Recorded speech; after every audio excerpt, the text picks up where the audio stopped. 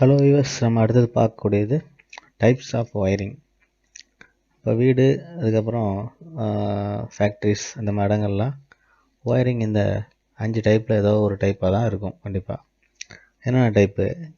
க்ளீட் wiring, அடுத்து wooden casing and capping wiring, lead sheathed wiring, CTS or TRS wiring, conduit pipe wiring.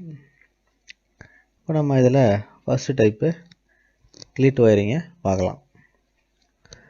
இப்போ இந்த type வந்து பார்த்திங்கன்னா ரொம்ப சிம்பிள். அதுக்கப்புறம் பார்த்திங்கன்னா அதோட செலவாகக்கூடியது பார்த்திங்கன்னா ரொம்ப கம்மியான செலவு தான் இந்த டைப் ஒயரிங்க்கு ஆகும். எங்கெல்லாம் இந்த டைப் ஒயரிங்கை பயன்படுத்துகிறாங்க?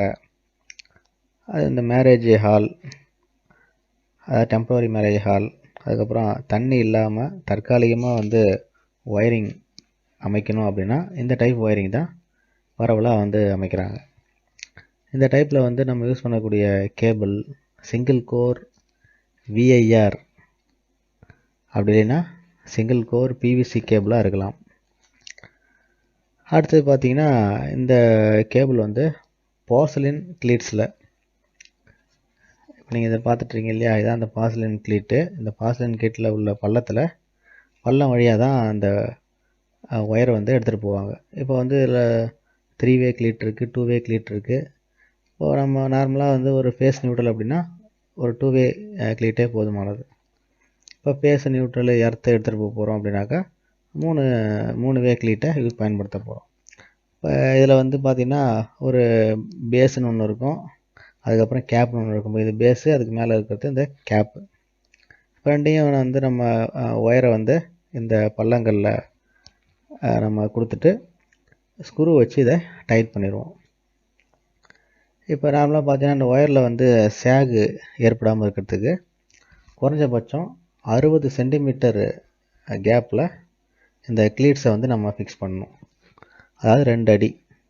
இப்போ 2 அடி கேப்புக்கு ஒவ்வொரு கிளீட்ஸாக நம்ம ஃபிக்ஸ் பண்ணணும். இப்போ இந்த ஒரு கிளீட்டுக்கு இன்னொரு கிளீட்டுக்கு இடையில் உள்ள கேப்பு 60 சென்டிமீட்டராக இருக்கணும். ஏன்னா அதுக்கு மேலே போச்சுன்னா இல்லை சேகுங்கிறது என்ன, இந்த கொஞ்சம் வளைஞ்சு ஒயரு தொங்க ஆரம்பிச்சிடும். அதே போல் இதில் முக்கியமாக கவனிக்க வேண்டியது செங்குத்தான வளைவை நம்ம இதில் தவிர்க்கணும். செங்குத்தான வளைவுனா இந்த இடத்துல ஒரு வாலும் அதுக்கப்புறம் சீலிங்கும் ஜாயின் பண்ணுற இடமா இருக்குது, அந்த இடத்துல ஒயரிங் கொண்டு போக போகிறோம் அப்படின்னாக்கா அந்த மாதிரி இடங்களில் கண்டிப்பாக தவிர்க்கணும். ஏன்னா அந்த மாதிரி இடங்களில் நீங்கள் ஒயரை மடித்து கொண்டு போகிறது ரொம்ப சிரமமாக இருக்கும். ஒவ்வொரு சோர் வழியாக அல்லது சீலிங் வழியாக ஒயரை நம்ம கொண்டு போகிறதா இருந்துன்னா இப்போ கான்கிரீட் பைப்பை யூஸ் பண்ணி கொண்டு போனால் கொஞ்சம் சேஃபாக இருக்கும்.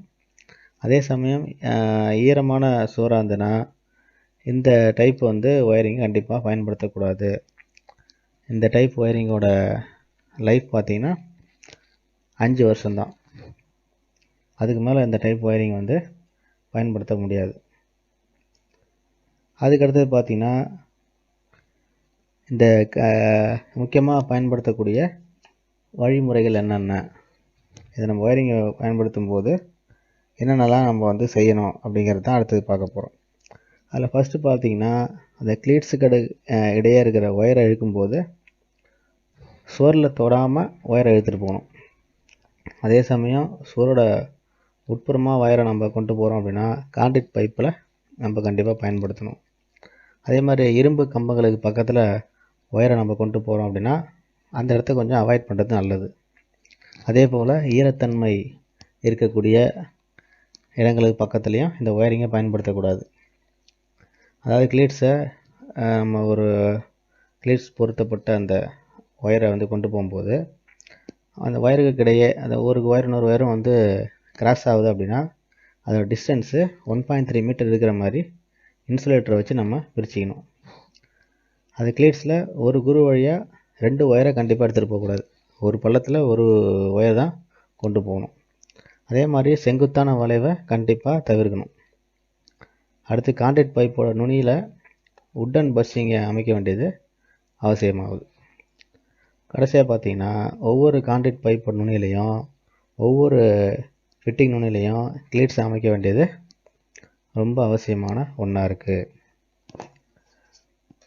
இப்போ அடுத்தது பார்க்கக்கூடியது அட்வான்டேஜ். இந்த ஒயரிங்கை செய்கிறதுக்கான செலவு ரொம்ப கம்மி, ஈஸியாக முடிச்சிடலாம். ஒயரிங்கை ஃபால்ட்டை வந்து கண்டுபிடிக்கிறது ரொம்ப ஈஸி.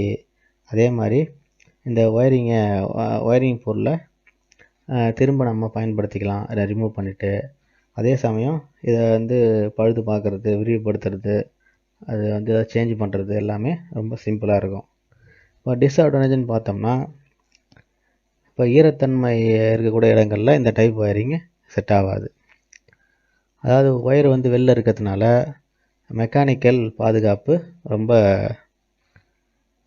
குறைவாக இருக்கும். இதில் வந்து பாதுகாப்பு ரொம்ப ரொம்ப கம்மி. அதே சமயம்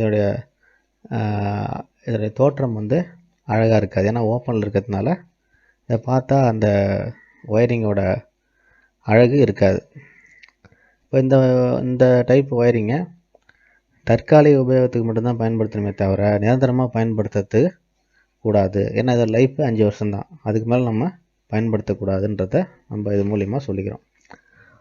ஓகே வியூவர்ஸ், இது புரிஞ்சதுன்னா லைக் பண்ணுங்கள், மறக்காமல் சப்ஸ்கிரைப் பண்ணுங்கள்.